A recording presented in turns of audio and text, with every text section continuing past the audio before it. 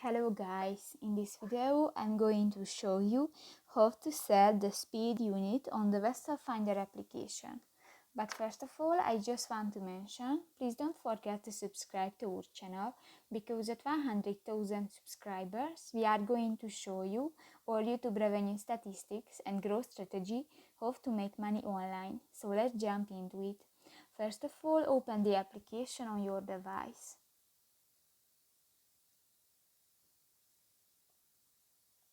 Go to the settings button at the upper right corner of the screen.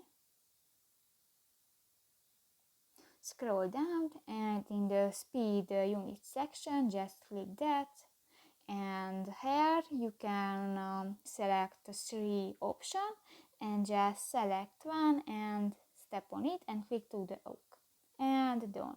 So that's pretty much it for this video guys. See you in the next one. Bye bye.